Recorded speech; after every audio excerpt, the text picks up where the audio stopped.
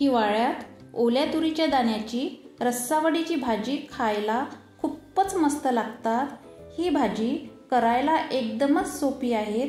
चला तर पाहूया ही टेस्टी खमंग स्वादाने भरलेली रस्सावडीची विदर्भ स्पेशल भाजी।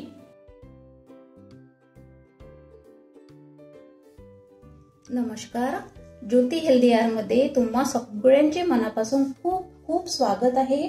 आज आपण ओल्या तुरीच्या दाण्याची रस्सावडी करणार आहे। मी येथे 2 वाटी ओल्या तुरीचे दाणे घेतलेले आहे। हे दाणे छान साफ करून घेतलेले आहे। सर्वात प्रथम हे दाणे 2 पाण्याने क्लीन करून घेऊ, म्हणजे यामधील कचरा निघून जाईल। त्यानंतर हे दाणे खलबत्त्यात घालून जाडसर वाटण करून घेऊ।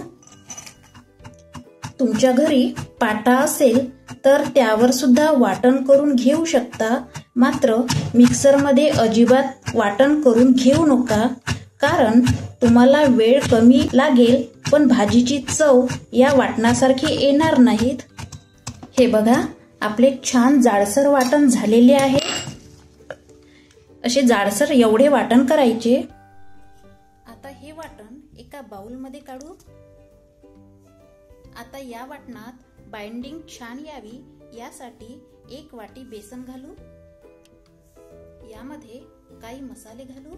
1 चम्मच लाल मिरची पावडर, अर्धा चम्मच हळद, 1 चम्मच धनिया पावडर, अर्धा चम्मच जीरा पावडर, स्वादानुसार मीठ, थोडीशी बारीक चिरलेली कोथिंबीर आणि 1 चम्मच तेल। आता या मिश्रणाचा छान एकसंध गोळा करून घेऊ। पाणी मात्र अजिबात घालायचे नाही। तुम्ही मात्र यामध्ये बेसन थोडे करून घाला, कारण बेसन कमी जास्त होऊ शकते। हे बघा, आपला छान गोळा झालेला आहे। आता या मिश्रणावर 1 चम्मच तेल घालू। आणखी हा गोळा हाताने सॉफ्ट करून घेऊ। यावर झाकण ठेवून 5 मिनिट हे मिश्रण रेस्ट होऊ देऊ। 5 मिनिट झालेले आहे। आता हे मिश्रण साइडने ठेवू। पोळपाटावर थोडे तेल घालू। पोळपाटावरचे तेल हाताने पसरून घेऊ आणि दाण्याचे मिश्रण या पोळपाटावर ठेवून चौरस करून घेऊ। हे बघा, दाण्याचे मिश्रण आपण छान चौरस केलेले आहे। आता या मिश्रणाची आपण वडी पाडून घेऊ।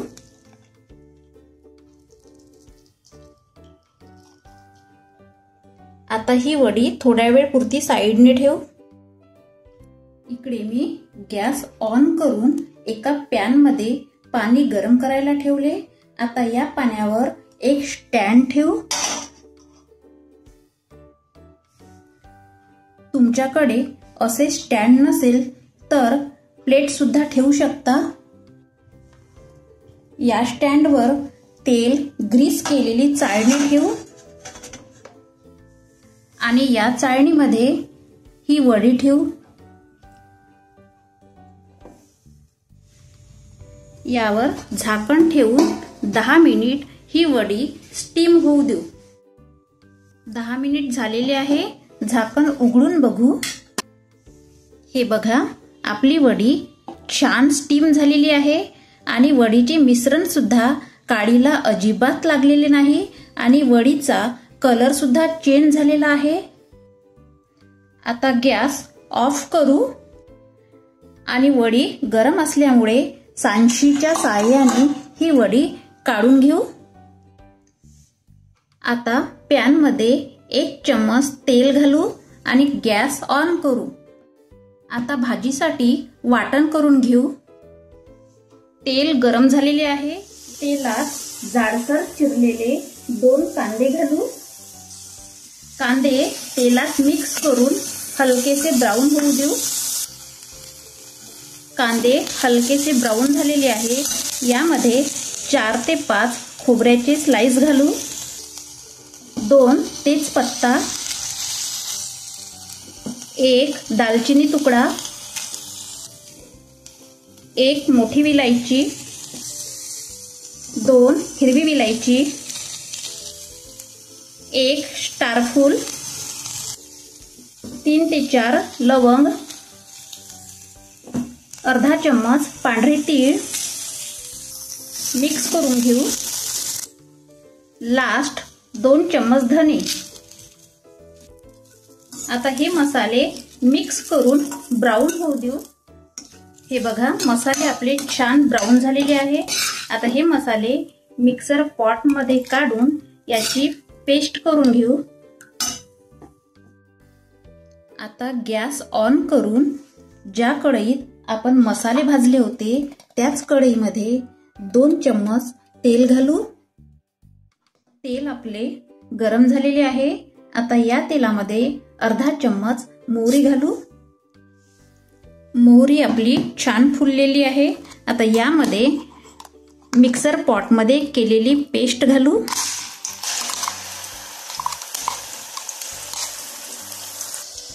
ही पेस्ट तेलामध्ये मिक्स करून घेऊ. त्यानंतर बारीक चिरलेले 2 टोमॅटो मिक्स करून घेऊ आणि या मसाल्याला तेल सुटतपर्यंत शिजू देऊ. हे बघा, मसाल्याला छान तेल सुटलेलं आहे. आता यामध्ये 2 चम्मच लसूण अद्रक पेस्ट घालू.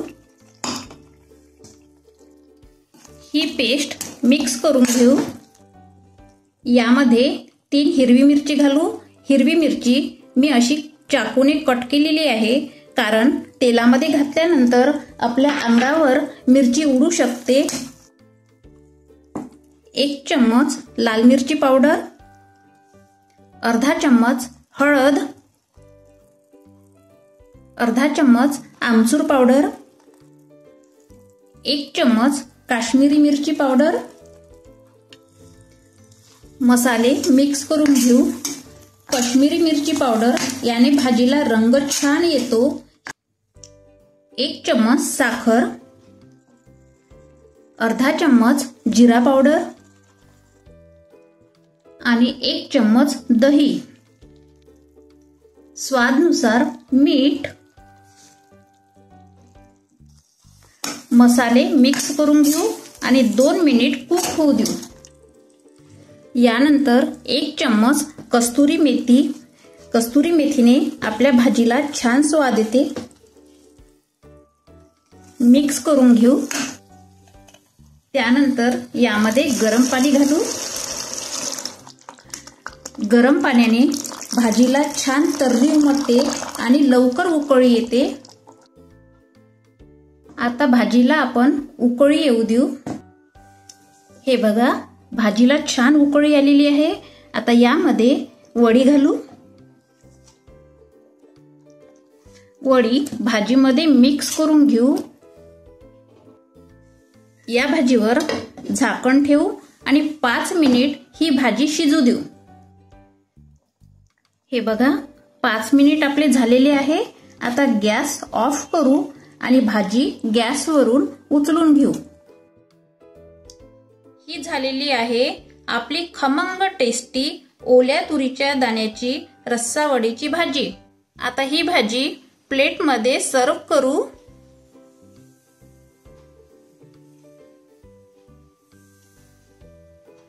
तुम्ही एकदा तरी तुरीच्या शेंगाच्या सीझन मध्ये ही भाजी नक्की करून बघा. तुम्ही पण ही भाजी खाऊन बोट चोखत राहाल, कारण या भाजी समोर बऱ्याचशा भाज्या फेल आहेत. माझा व्हिडिओ आवडल्यास लाईक करा, शेअर करा, कमेंट्स करा आणि चॅनलला सबस्क्राईब करा. धन्यवाद.